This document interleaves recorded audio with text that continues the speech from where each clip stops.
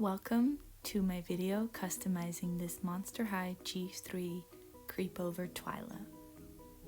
This is not my first doll customizing, but it's my first time actually turning it into an edited YouTube video, and I'm trying to go easy on myself and not be too strict because otherwise I will never get it done. We learn through making mistakes. And as usual, I'm starting with getting the doll ready for customizing, which is basically turning it into a blank base. I have this reused rainbow high hair that I wanted to use for her. I thought the lavenders would look really interesting together. And the next first step is cutting off the hair. I thought it was really satisfying being able to cut off the bangs in just one layer like this. And as you can see, I've braided the hair out of the way so that I can hopefully reuse it for another doll in the future as well. I've separated the purple hair from the turquoise hair to make sure that I can, that I'm not working with mixed colors if I don't want to. And I am using scissors to make sure I cut the hair as close to the head as possible, being careful not to cut off the ears, but that's not a problem. For this doll, and I am dunking her into boiling water to soften the head and using paper towels to protect my hands as I pull off the head. And the G3 dolls have this little loop, this little bit on the inside of the head, and I find that twisting it actually does help get it out, but you want to be careful not to damage the neck peg. And here we have her. Perfect, great. Next, I'm using a screwdriver to kind of scrape out all of the hairs from the inside. There is no glue in G3 dolls, but there is melted hair. They melt the saran or the poly inside the head, and sometimes it can be really hard to get it out because it melts into this really hard mass. Next, I'm using tweezers to pull it all out. It helps to squeeze the head sometimes. And I'm using Q-tips and nail polish remover with acetone in it. Cotton pads would probably work better, but I really hate touching those, so we're just going to be working with cotton buds. And I am just keeping the cap on the bottle because acetone does evaporate, and slowly but surely working on getting the face off. And whenever the paint starts smearing rather than being removed, I'm just switching to a new cotton bud. And I actually found that you can, once they dry up, you can reuse them to kind of get off glue in places, or if there's not too much paint on them, you can dip them in acetone again. And now I am removing the scalp paint, which is kind of unnecessary, but I like to do it anyways. I find it quite satisfying. And then, once the head is clean, which I will show you in just a second, here's the clean head. She has such a pretty sculpt and a really fun detail that I think people probably have noticed at this point, but she has little spider webs in her ears, which is really cute. And now you want to wash off the acetone. You can kind of see that I also at least smeared the paint on the legs, and I got the paint mostly off the arms. We are going to cut off her ears with a box cutter. Be sure to always cut away from yourself. My finger is in the path of the blade at this point, which is bad. I will move it in just a second. And I'm just moving slow and trusting that the box cutter will get through the vinyl, which it does, and cutting off as much of the ear as possible. And as you probably saw in the thumbnail, we're making a sheep girl, so I'm making sure to look at pictures of sheep and memes apparently to kind of get an idea as for what she might look like. I did not do a sketch beforehand because I was excited to start, but now I am looking at these references and kind of trying to sketch the reference, trying to see what do sheep look like, what do their faces look like. I'm mostly looking at lambs because they're quite cute and I want to make a bit of a cute doll. And I'm trying to get the proportions right, trying to find what shape is the ear, where does the ear connect to the head, where are the eyes positioned in relation to the nose, what shape of mouth do they have. Just, typical interacting with references and trying to learn something from it, because I can imagine what a sheep looks like, but most of the time when I draw a sheep, it is a cloud with legs. And I didn't want to make a cloud with legs. Also, I just realized you can kind of see my face. That's quite funny. And next, I sketched the head kind of to proportion and found where the eye mold sat and everything. And then kind of tried to take what I learned from drawing the references into a little drawing here and trying to get an idea for what I wanted her to look like. And I didn't end up really using this sketch, but it gave me more confidence on how to work with her and how to make her look like a little sheep. And you can see I wanted to give her quite droopy, big ears like the sheep. So I'm sketching those out, trying to see where will they sit, drawing her hairline, and I will use her hairline as a reference for where to draw the horns, because I also want to give her horns. I know lambs don't have horns. I don't even know if female sheep have horns. I'm not sure. I'm not a sheep expert. I don't even know the difference between a goat and a sheep. But I'm just trying to make a doll that I think looks cute and is kind of reminiscent of a sheep. So next I will be taking a pen. Try to use a pen that doesn't stain, so not a Sharpie, but something with maybe water-based ink, something that you know can rub off again. Not that it matters a lot here, but you will be very frustrated if you have staining in your doll. And then I am taking a needle. This is called a rerouting needle, and I got it from Doll Hair Emporium. And I'm sticking it through the head and taking this, I don't know, it isn't a twine, but it's too thick to be a thread. And it's not a rope. I have completely forgotten the word, but I'm using that, and I am pulling it through the head. As you can see, it's now coming out. One end is on the outside of the head and one end is coming out through the neck hole. And then I am making another hole with my needle, and I will be sticking it through backwards so that the eye of the needle will be coming through the neck hole. Then I slip the thread back through the needle and pull it so that both ends of the thread are on the outside of the head, like such. I don't know why I didn't show me pulling it through, because it's kind of confusing to explain it, but I hope you understand. And then I tie a couple knots. This will be the sculpting base for the horn. I find it really a lot nicer to sculpt onto the thread than onto a pin, and it also stays in better, which I'm very happy with. Next, I'm mixing epoxy sculpt. Always wear gloves when handling epoxy sculpt.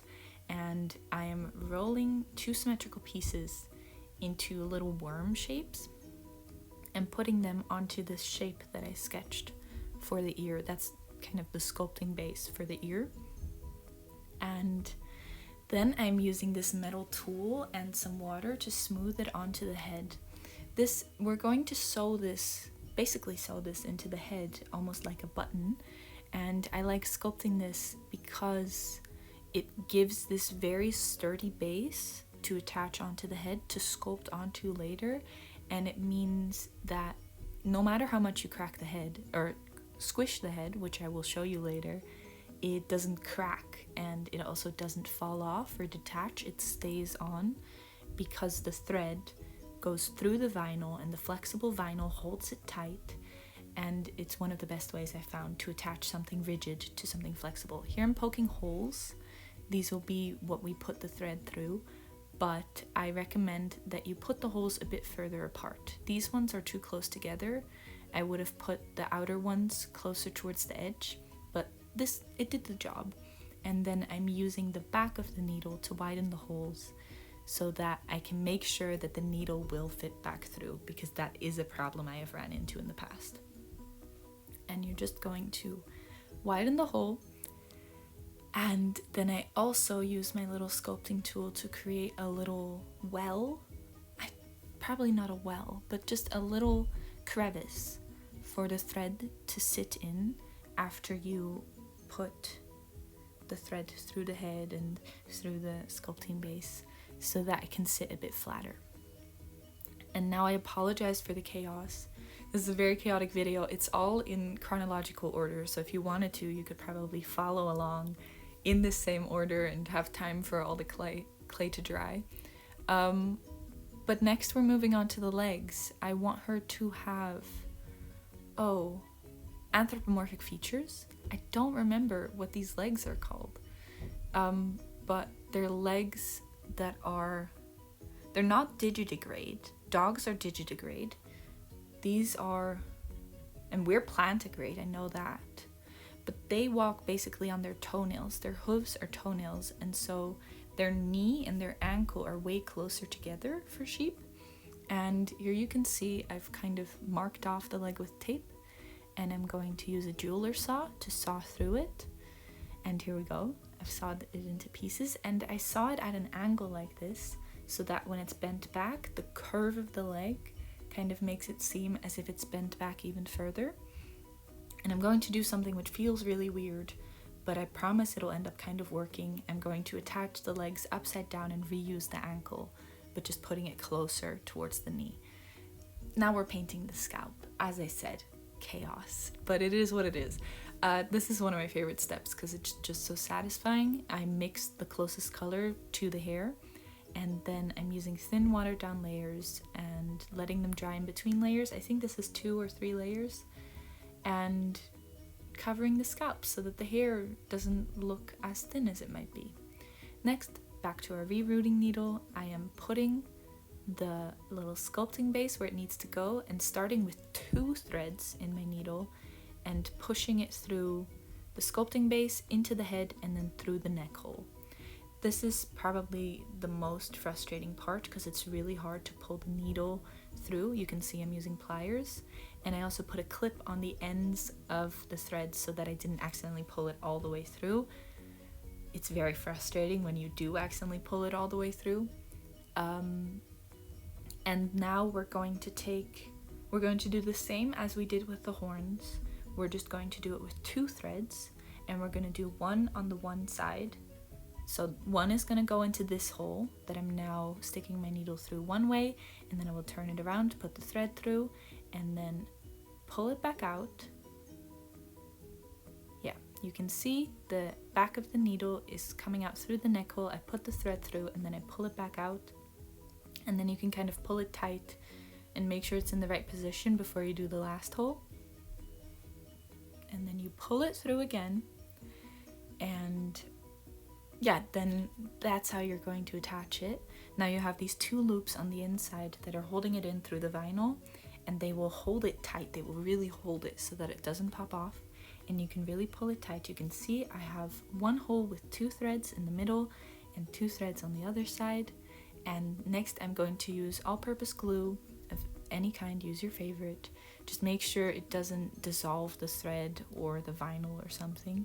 And then I pull it as tight as I can and tie some knots to really make sure you pull it tight, because the tighter this is, the less likely it is that it will fall off or have any gap problems.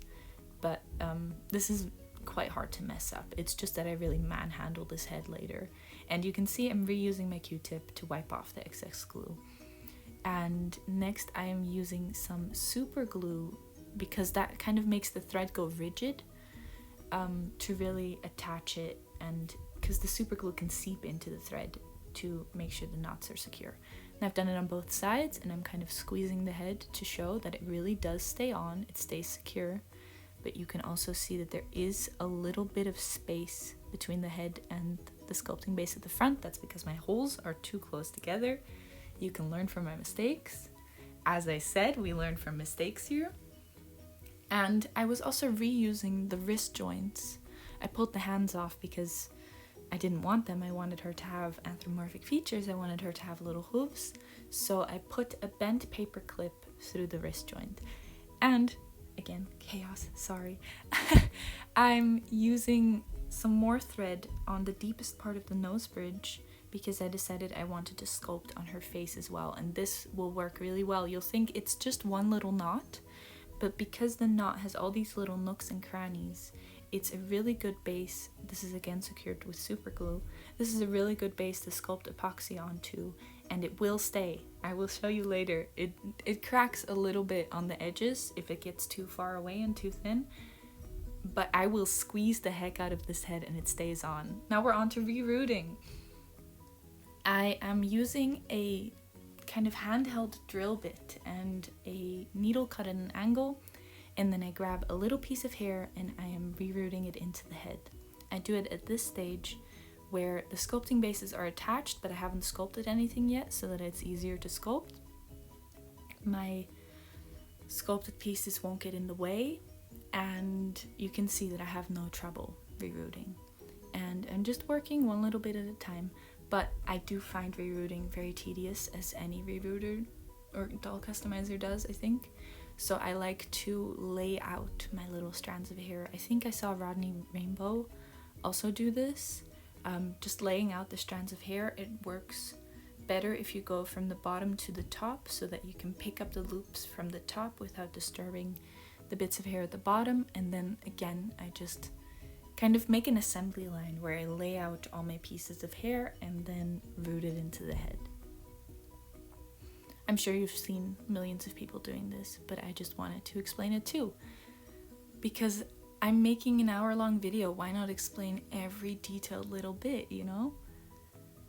And here's a little view at how that I really reroot. You can see the mess of hair, but because I'm always grabbing from the top, not too much hair gets wasted.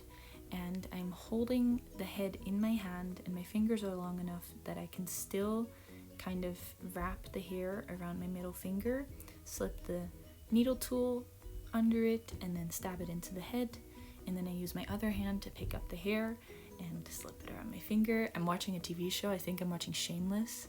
I think this was kind of bad. I think this was one of those horrible season finales, as Shameless does. But it's really easy to pay attention to a show and reroot like this, especially when you like have your little methods set up. So I really recommend finding a way that you can make it as easy as possible. And then another thing that I do to make rerooting a bit easier on myself is with every section of the head that I finish, I braid it so that it stays out of my way and I can keep track of what goes where. This really helps with the middle part so that both halves of the hair are separate, so that I don't need to figure out how to split it in half again, because I root my middle part into the same, or any part line really, into the same holes. And so I just braid them and put a hair tie over it, and this also means I don't accidentally pull out any plugs or anything, but I also plug them in deep enough that they don't really accidentally come out. And there you can see that she looks really weird right now. And here's the finished reroot. She is covered in braids and strings and weird pieces of clay, and this is really the ugly stage where I go, oh, what did I get myself into? The hair looks, the hair's fine. It just looks a bit funny like this. And she's covered in these weird knots and stringy bits of string, and this is where we trust the process and fill her head with glue. I am using the same all-purpose glue. I used to use this latex-based glue, but I worried that might yellow over time or go brittle, and I cannot find, what's it called? Faber-Tac for the life of me, because I'm a European. And I'm not willing to pay like $20 in shipping to get it over here. So I'm just using whatever all-purpose glue is available. I've seen Moonlight Jewel use Uhu glue, and the Cementa is quite similar. And then I use the back of a paintbrush to make sure to scrape it into every little bit of the head. And then we cover the hair with tape or anything else that might work for you. And I'm using some needles to hold it in. And finally, it's time for, on the one hand, one of my favorite parts, because it makes such a difference for what the doll looks like. And on the other hand, one of my least favorite parts, because I have ADHD, and if a task has a lot of steps, it kind of stresses me out. And I recognize that doll customizing has so many steps, but I still love to do it because you have to put on your gloves. And here you can see that what I do with epoxy to make sure to take some steps away from myself in the process is I get these two similarly sized balls of part A and part B, and then split them either into half or into quarters, and then work with those little balls of part A and B. So I have pre-portioned bits of epoxy sculpt, but not pre-mixed, so they don't get hard prematurely. And then you can see that I split this ball into even smaller pieces, because at some point the pieces get too small and you can't properly like eyeball whether they're even anymore, because a tiny difference makes a big difference. Yeah, here you can see I started with the nose, which is what I was most excited for.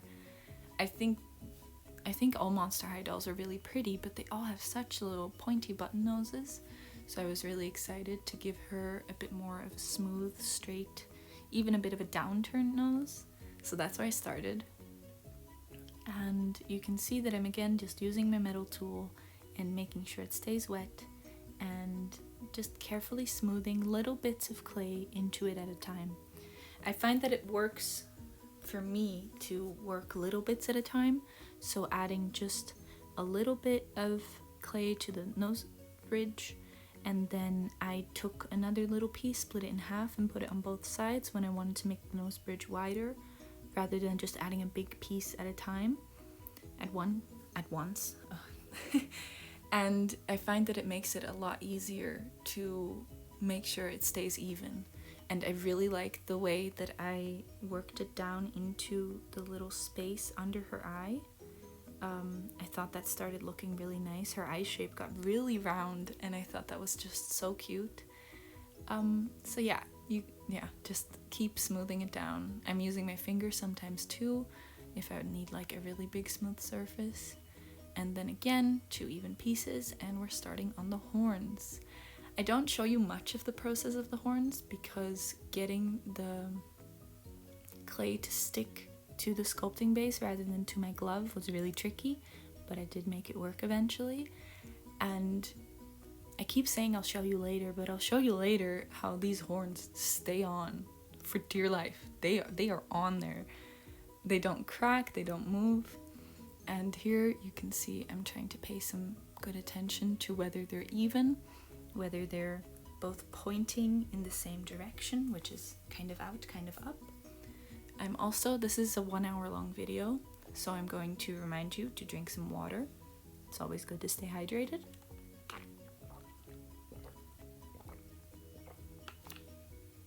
Cheers. And I think now, no, we're still working on the horns. I'm making sure also that they blend into the forehead quite nicely. I wanted these horns to be a really smooth transition from forehead to horn. I didn't want them to be like, you have kinds of horns that kind of grow out of the forehead, and then you have kinds of horns that grow also out of the forehead, but in a different way. And these ones I wanted to grow smoothly out of the forehead. Can you tell how eloquent I am? I wrote like 6 pages of a script and I just can't pay attention to it. Unmedicated ADHD, it is what it is. If you have trouble reading from a script, that doesn't mean you also have ADHD, it just means you have trouble reading from a script. But this is why I know that I have trouble. I worked some clay into the little edges underneath the ear sculpting bases, and now I am adding more clay to the nose. At this point, I think the nose starts looking a little weird, but I get it looking okay again. I think I got a bit overzealous adding clay and lost track of what was happening, but you can see that now I'm also working it down to the tip of the nose and kind of getting rid of that human nose shape and giving a bit more flat and sheepy type of a shape. And we're working on the ears. The ears I found so tricky because I've never sculpted ears like this before. And if you want any advice, it's keep at it. You got this. Keep trying. And I kind of recommend working on multiple pieces at a time. If it's multiple pieces of the face, do be careful that you don't squish anything. But for example, if you could be working on the legs and the ears at the same time, so that every now and then you can move away from the ears, that'd be quite nice. Because I found at the start, the epoxy sculpt was really hard to work with because it's so soft and floppy, and I wanted the ears to be kind of thin. So waiting for it to cure a bit more because it cures in stages. I think in 8 hours it becomes quite hard and almost unworkable, and the first hour it's really soft, but so in the second or the third hour it's really kind of, in my opinion, the nicest to work with. Also at this point you can kind of look at the nose. I made this little split in the middle of the nose that I think looks really cute, and her nostrils are also quite cute. But yeah, with these ears I just tried to look at it from all different angles and really get it smooth, and it was really hard. Now I'm going to show you the little hands, and that I was able to preserve the articulation, which I felt quite proud of. And it's really just a bent paper clip and then some epoxy sculpt over top. I started with a little bit, bent it when it cured, and then added a bit more, bent it when it cured, and that worked. And then here's the face after sculpting, and here's our little squishing test. You can see it separates a little bit around the cheeks, and the ears, I pulled too much on the ears, but also the holes are too close together so that it can kind of pivot away from the face. Learn from my mistakes, but they still stay on quite well if you don't manhandle the face, as I said that I was doing. And the horns, I did amazing on the horns. I'm putting some super glue under the ears to hold them on, and I again used those old Q-tips to kind of wipe off the excess, and now we're sanding. I tried to get it as smooth as possible so that not a lot of sanding is necessary, but here I'm also sanding off the pieces that detached when I squished the face so that those cracks aren't visible, but it was really minor. And I'm also always wet sanding, especially with epoxy sculpt. I'm always wet sanding because I don't want the dust to get everywhere. I don't have a workroom, I just have my house, so I try to get the dust in as little places as possible. There I was showing you my rerouting tool, which I now put a drill bit into and drilled into the feet and the legs, and now I'm using my rerouting needle again with that same very sturdy thread and kind of sewing them together in a similar way to the way that I sewed the buttons into the head, the sculpting bases. I haven't called them buttons this whole video, and now I'm calling them buttons. I'm sorry if that's confusing. And probably you could very well use wire for this.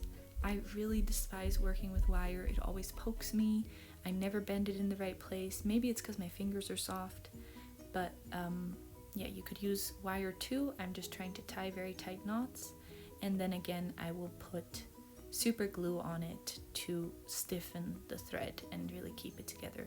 But you can see the leg shape appearing if you look past the body horror of detaching legs and adding them back upside down, which I know is a surgery that people also do. But yeah, it looks a bit weird, but I promise it turns out okay in the end. I'm now adding epoxy sculpt around it to secure it. But it's really important that you have something holding the pieces together before the epoxy sculpt. With my first custom, I made the mistake of just trusting the epoxy sculpt to hold it together. Or no, back then I used Milliput. Milliput works as well if you can't find epoxy sculpt. There's her face all sanded. I showed me smoothing it out. Now we're working on the little hooves. It's all over the place, guys. Thanks for joining me in this chaos. I'm making a little hoof shape and I split it in half, and at this point I started getting kind of frustrating because I had no clue what I was doing. And so when you get confused, look up references. I think it's KP Creations that says references, people, references. Yeah, she's right. So I followed my references and tried to sculpt little sheep's horns. They're surprisingly round and like curved, which I was really surprised by. The cloud with legs I draw never has rounded horns like this. Yeah, I just worked on it very carefully and tried to not get too close to the joint and where it moves so that I would keep its articulation. And I tried to get the two of them as similarly shaped as possible, trying to add the same amounts of clay to each, and trying to use the same movements on each. And there you can see them. I was quite happy with these. And then we start painting. I use acrylic wash by Holbein because it has a matte finish, but I've used acrylic paint in my whole repainting career. Here I'm using a pure red and an ultramarine blue to try and mix the color of the face, and some white and some acrylic medium. I'm using a pure red rather than a magenta because I noticed that the lavender of her face isn't super saturated.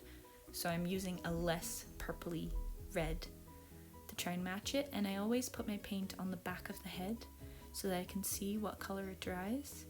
The first color you could see was way too pink, so I added more blue, and then the second one I was happy with, so I started painting the face.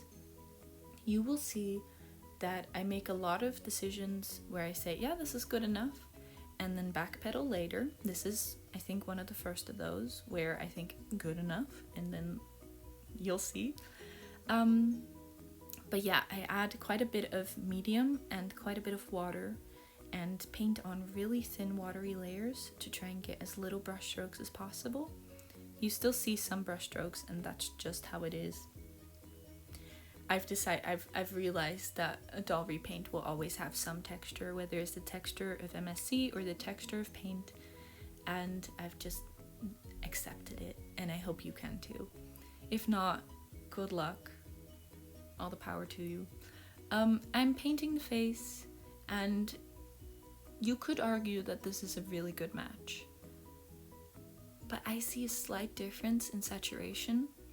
And at this point, while I was painting it, I was happy with it. Later, it will drive me mad and I will remove it all. And I used the paint that was on my palette to try and paint a little face quite messily and get a feeling for her. You can see her eyes are quite far apart, her eyebrows droop a bit, and once that was dry, I went in with a smaller brush to clean up. I always clean up around the eye whites first for some reason. I don't know why. I added some eyelids, and I'm painting in the irises with a different color. And yeah, at this point, she really started to get a bit of personality. I think now I'm painting in eyelashes and eyelids, and I really like the colors I was using at this point, and it's not gonna stay like this, I'll tell you that. Yeah, I really liked her at this point. I thought she was looking quite sweet. Her eyebrows are a bit big, but I didn't mind that, I don't think. And now I'm going in with this darker blue to kind of define the inside of the eye, and she has these pupils that she isn't going to keep, and that's okay. I like the way she turned out at the end. But this was the beginning of the end, I can tell you that. I'm starting to go in with more and more blues. You can see I'm extending it to the outer corner of the eye. And quick interruption for the mock-up dress I made by tying some little rubber bands around the dress. You can still see it in the back there. And this is where it goes off the rails. As Jenna Marbles said, I keep referencing other, it's fine. As Jenna Marbles said, I have the too much gene. I am rearranging where her eye is supposed to sit. I think that was the whole point. One of her eyes pointed too far outwards, I think. And so I kind of corrected that on both eyes. But all of these nice, gentle colors that I was using are going to be painted over with this ultramarine blue the next time you see her. So say goodbye to these nice colors. I'm glad I corrected the eyes though. I think it would have driven me mad if she'd had very off-kilter eyes. Off-kilter? Off-center? I don't know. It's all gone though. It's all covered in ultramarine blue. And so there we go again, correcting the eye whites with an even tinier brush this time. And I think I'm even going in with just pure white. Don't ask me why. When painting with acrylics, it's best to use quite a bit of water, especially if you're painting on doll faces, because you're using such small brushes and it dries so quick. Yeah, painting in her irises with the softer blue, and suddenly we're at the body. I sanded it down with my Dremel tool outside, and now I'm going over it again with epoxy sculpt and water and smoothing it out with my gloves, really trying to get it to look like these legs that I sawed in half and reattached were one piece. And the other doll that I have that has anthropomorphic legs has very small hooves, but I like her big hooves. You can see it in the background now. She has these like My Little Pony looking hooves. And there's these holes left over from the molding process that I just filled with aluminum foil and then patched over with epoxy sculpt. So you don't even notice that at the end, but I showed it anyways if you want to know how to handle it. White paint, pure red, and this is Prussian blue, and then we get some acrylic medium. You can see that I moved from ultramarine to Prussian blue because I still was not happy with the saturation of the purple. While I was talking about I think I was talking about the rearranging of the legs, I showed myself removing the paint off of her face because I was just not happy with it. Also, now I'm trying to color match her head and her body at the same time, which doesn't work because the head and the body are a different color for some reason. And I was thinking maybe the head turned, I'm adding a warm yellow because still the saturation's too high. I did go to art school, so I am very nitpicky about my color matches. I thought maybe the head had discolored because of the paint, but the back of the neck only had the patches of paint on it, and it was all just a different color than the body, so that was quite frustrating. But I mixed a color that I was happy with the match, and I painted back over everything, and painted back in her eyelids, painted over her lower eyelashes, kind of almost covering them up entirely, which is a choice. And just went and kind of cleaned it all up. And then, what am I doing here? I'm painting her eyelids in a bit more grayish, bluish, lavender of a color. I like her face so much. I'm so happy with how it turned out. You've seen her already in the thumbnail, and you'll see her at the end. I think she is just the prettiest. This clip I left in real time so that you can see just how slow I work to get these really straight lines. And part of that's probably because I need more practice, but part of that is also just because if you're painting a teeny tiny line, you don't want to put too much pressure on your brush, and so I do these feather-light tiny little strokes that connect together, trying my best to like stay on the same path and at the same time, I don't even know how to explain it, but you can see I go very slow. That's one line. And then another little tip I have, which you've probably seen in other customizers, is to turn the head upside down to get a good angle at certain places.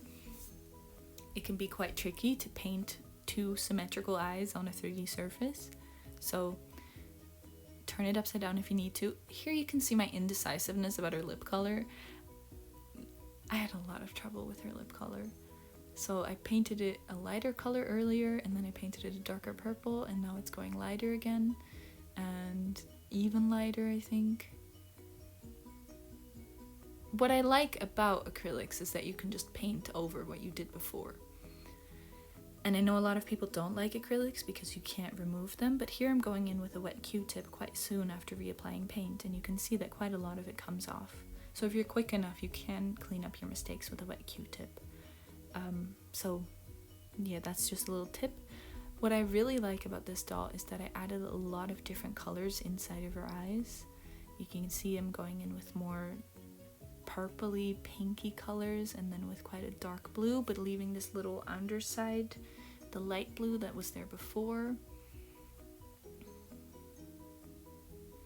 And of course, going back in again to clean up the eye whites, though I find that this really can help crisp up a face up that's starting to look a bit messy. Just making sure that the eye whites are a satisfying shape can really help. And at this point, I had a call with a friend, and he said that she kind of reminded him of Rauru from Tears of the Kingdom. So I looked at some references for inspiration, see if I wanted to replicate anything. I noticed he had a really wide mouth, and I also never realized how big his eyelashes are. I don't think I ended up really making her look any more like Rauru than she already did. I think the likeness is mostly in the little horns and the big little ears. And maybe in the lower lashes. But yeah, here I'm adding some more dark blue to the outer corners of the irises. And now what am I doing? It's time for the eye whites. This is the best part. I always do this with pure white paint to really get a very bright little spot, and I point them in the same direction on the eyes. So on this one, I'm not good with directions, but they point into the same direction to make sure that it looks like the light source is coming from the same place. I think the only exceptions are the mouse dolls that I've done, which look a bit silly because the eye whites are symmetrical, but I like that on them. And oh, her eyes just come alive with the eye whites. I always find that so exciting, the way that they just look when you add the eye whites. And you can see that there's just, you can't really tell the different color fields apart, but there's a lot of different colors in her little eyes.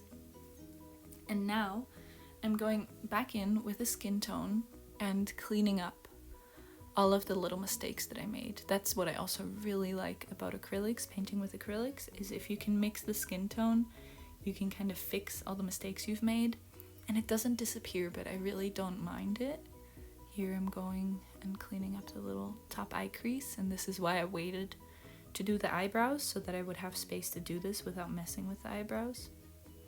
And this is again, oh, this has all been in real time. So you can see that I really try and move quite slow and careful. And I hold her in my one hand and then lean my fingers on that hand to really give me some stability. Or sometimes I lean my hand on the table. And here, I think I'm adding highlights, little highlights to the inner corner. I am a makeup girly every now and then, and my favorite thing is to add some glitter to the inner corner. So of course, I do it to my dolls too, add some light stuff. And here, this was interesting, I found that rubbing her with a wet Q-tip kind of brought out the pink on her cheeks. So I did that to make her look a bit flushed and blushy, which is quite cute. Also, I don't know when it happened, but the little thing that I have around her hair, I dipped it in the red paint, as you can see. So that's a bit of an L for me, but it's okay. I think I finally decided on the lip color here. Here, I can't see what I'm doing. Oh, I'm adding a bit more light pink at the bottom of her iris, which I think looks very sweet. Now, this is again close to her lip color, but I'm putting it on the inside of her ears.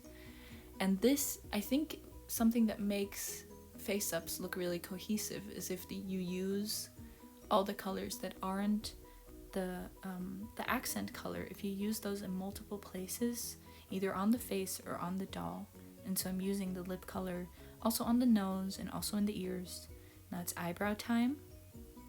I think she has really sweet eyebrows, but I must admit they do make her look a little bit bitchy, excuse me language, but she just looks a bit like almost disappointed. And here you can see that I go in with this lighter color to kind of redefine the brush strokes. And now comes the scariest part, which is the top lash line. You can see that I'm kind of ghosting over the line before I actually put my brush down, and then I very carefully drag it out. This is always the scariest part, and I think I often hold my breath, which is maybe not the best, but it's also what really brings the face together. This feels like a real make it or break it moment, and of course, because it's acrylic, you can keep going over it endlessly, but I think when the lash line is a bit messily done and painted over again, it can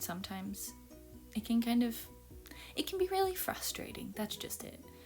So I make sure to do this quite near the end so that I can also paint over whatever needs to be painted over, but also so my hands are really nice and warmed up.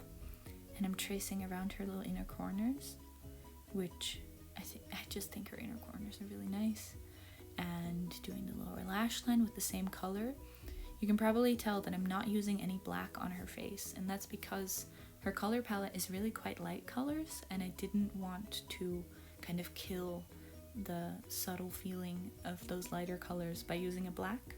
Sometimes using a black can be really great, but I'm using a dark blue to kind of keep the softness of her face and still trying to make sure that there's enough contrast. This is also one of my favorite parts, putting a really light color under her upper lash line. I don't know why I do it, but I really like the way it looks. And here I'm going in with another lighter color to kind of define her lower lashes. We all have to make sure to take deep breaths. I forget to take deep breaths when I'm talking. Yeah, if you're enjoying this video, please leave a thumbs up. You can subscribe. I don't know how often I'll be doing this. I don't know what I'm doing. I've wanted to do this since I was 12 and I'm always too scared, so now I'm doing it. But yeah, so subscribe if you want to. I can't promise anything. I have no plans. Yeah, here I'm adding some highlights under the eyebrows. I always love doing this. It makes the eyebrows look really good, and you can smooth out kind of all the brush strokes at the bottom. And we're going in with very watery layers of paint to cover the leg modifications. And I think at this point she's almost done. I took the little wrap off of her hair, and now there's a huge time skip here, so excuse me getting used to the new setup. We moved our office and I'm really happy with it. I'm taking her hair, tying off half, and then splitting it into half, and then again into half, and then again into half. And then I'm using these pipe cleaners because we're going to curl her hair. I have this really long pipe cleaner and I bent it into half. They've already been used, which is how I know that this method comes with it makes really quite nice curls. And soon I will fix the lighting, so bear with me please. There we go. No, there we go. I'm gonna have a sip of water while you can watch how I kind of twist the hair around this pipe cleaner.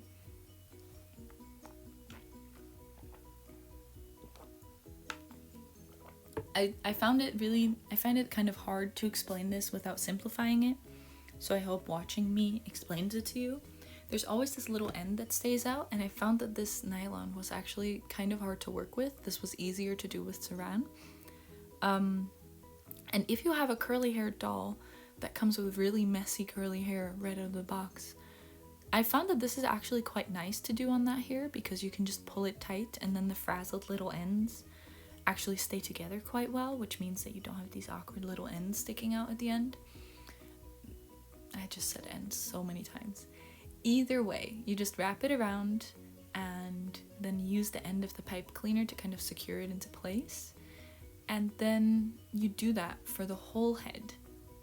So here I'm going to show it again. Don't know if that's necessary, but if this is at all confusing for you, just watch it and try it. Maybe try and watch it again. You can slow it down. I use that function on YouTube a lot, the slowing it down, but also the speeding it up. Feel free to speed my video up if you want it to go faster. I recognize it's a very long video. Yeah, and the thing is, I on this doll did not boil wash it because I was kind of experimenting to see if it would still work without boil washing, and it does, but the curls fall out quite quick. I finished this doll yesterday night and the curls are already way less bouncy and voluminous than they were, so I recommend that you do boil wash if you want the curls to stay. And here's my little curl trick. This, in my little pansy teacup, I have a mixture of Got2b glued hair gel, John Frieda curl cream that I use on my own hair. I use both on my own hair actually, and I watered it down so that it's quite watery but not yet as runny as water is. And I'm just using a brush to brush it onto the hair. Really saturate the hair as much as you can. I think I went over the whole head once, let it dry, and then went over it again. And yeah, just if you boil wash it, let it dry first and then brush it on. And if you don't boil wash it, brush it on and let it dry, maybe repeat if you like. Here you can see the skirt and the sleeve. They're both sleeves off of a little children's dress that I turned into a skirt for myself, but I had this left over and I wanted to use them. The sleeves are two halves of the skirt. No, the sleeves are two halves of the actual sleeve cut into half and sewn back into a loop, and the skirt is just one little sleeve. The sleeve has two layers, so I sewed a piece of elastic to the size, into a loop the size of the doll's waist, and here you can see I'm whip stitching around the edge and securing the elastic on the inside. And then it turns into this little skirt. It does take some adjusting sometimes because the elastic isn't secured inside the skirt, but it works. And then for the sleeves, I again whip stitched around the top to seal it, and then I am just running I'm just running quite a simple stitch along the top so that I can pull on the thread and gather it, and then I'm running a back stitch around the edge of the sleeve to secure it into place. And a back stitch, this is really hard to see. So I'm sorry, this was a huge mess. I really was not too interested in doing very appropriate sewing for this sheepy's outfit. So I just kind of got it done and got it looking nice. I gathered it to fit around the top of her arm really nicely.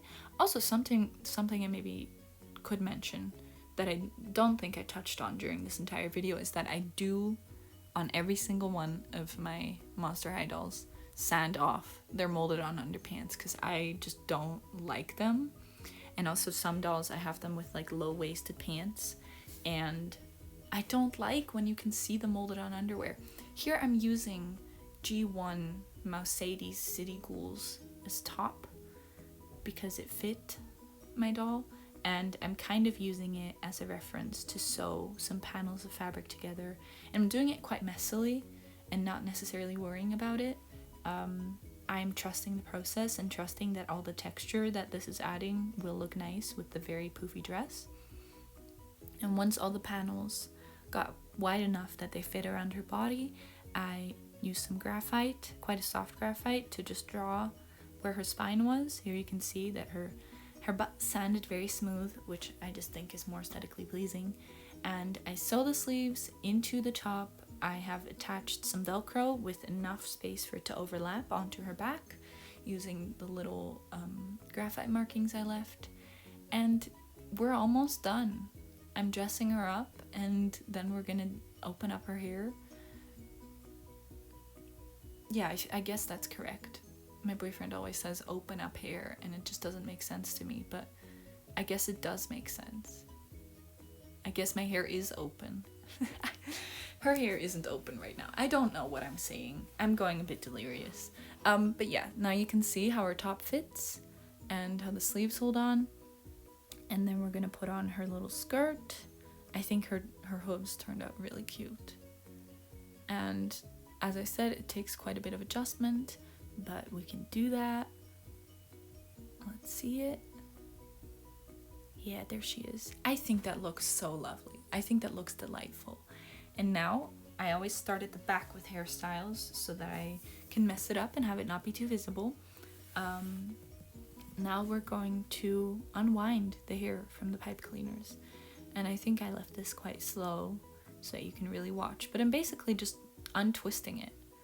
And these curls can take quite a lot of rearranging without becoming deformed and messy. And often you can just kind of twist it back into shape. But there you can see our first curl. Doesn't that look great? Doesn't that look fantastic? I was so thrilled. I'm so thrilled that this works. Yeah, so we're just gonna do that to the whole head. I like to unwind all the curls first so that they can kind of stay contained, and then we're going to separate them into little pieces, and I will show that in detail as well. But I was so thrilled. I've tried curling doll hair quite a couple times, and it's always come out really quite mediocre for the amount of effort I put in. And this is still a good bit of effort to put in, but it's mostly just waiting for the hair to dry, which is really nice. I don't feel like the putting it into pipe cleaners is very difficult. And then once you've done that and you unwind it, it's just, oh. And here you can see I've done quite a lot of it already, and I had a bit of trouble getting it all into the camera correctly. But here you can see I am just taking a little strand of hair, separating it, and then kind of like brushing it with my fingers until it fits into the right shape. And this little strand, you can see, kind of got quite messy, and I'm just kind of brushing through it with my fingers and twisting it, and then when I let it go, that looks really nice. We're good. That one's maybe not the best one, but it still looks nice. It still looks good. And you just do that with every little curl that you just took out of the pipe cleaner. You just separate them into smaller curls and kind of make sure they fall nicely and twist them into shape and make sure they don't like just become frizz. That one became quite frizzy, and then I twisted it some more, and then you see it looks really pretty. And she just looks gorgeous. I love this hair. And once I'm done, I gave it a little bit of like a shake and a massage to really make sure that it all falls nicely and isn't too stiff. And you can squish it, you can touch it. It holds up quite well. I wonder whether another way to make these curls last would be to hairspray it, but I don't know how hairspray acts on dolls. But I've used the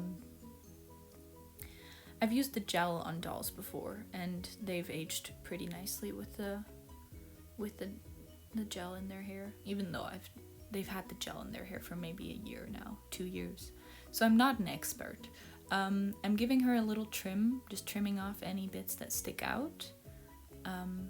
It's really not too stressful. And there she is. Look at her. Ugh, I hope you enjoyed this video. I hope you learned something. I was really excited to show my method of doing face modifications because I haven't really seen anyone else do it like this. Oh, I slowed this clip down a lot and it looks a bit silly. My hand coming out of the screen there. But yeah, I hope you learned something. I hope you try out the curling method and maybe let me know in the comments if you've tried it and if you've seen that boil washing makes it last longer, or if you've used hairspray and know how that affects doll hair. Also, she does not have a name. I don't know what to call her. I've been calling her Sheepy, but that maybe doesn't feel like the name that she deserves. So if you have any name ideas for her, also leave that below in the comments. And yeah, thank you for watching. I haven't done like a nice photo shoot with her because this is my first video and I really don't know where to go or what I'm doing. So I hope just this end shot of her is okay. It's enough. Yeah. Subscribe if you want to see more of me. I will try and record more, but I don't know what I'm doing. But thanks for watching, and I hope you enjoyed, and goodbye. Oh, I'm moving the camera. That's interesting. Yeah, goodbye. I hope you liked it. I hope you think she's pretty. I think she's really pretty. I'm really happy with her. Thanks. Bye.